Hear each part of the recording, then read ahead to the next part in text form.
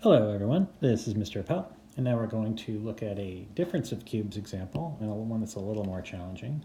So again, the first step is to determine that it is in fact a difference of cubes. So if it is a difference of cubes, then we ought to be able to write it as something cubed minus something cubed. So let's look at the first part. So 8x cubed.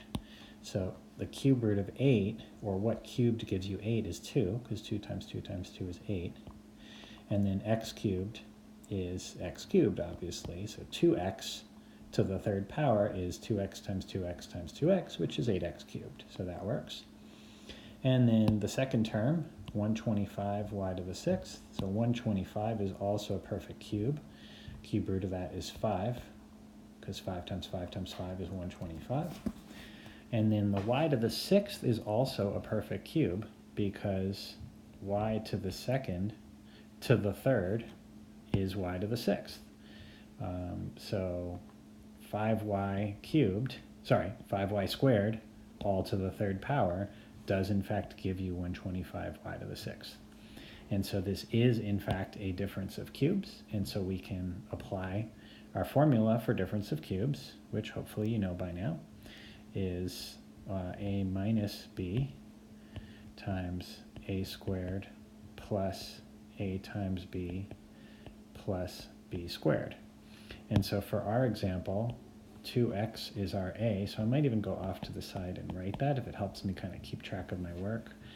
5y squared is my b, so I'm going to write that off to the side, and then I'm just going to go ahead and plug those into our formula. So a is 2x minus b, which is 5y squared.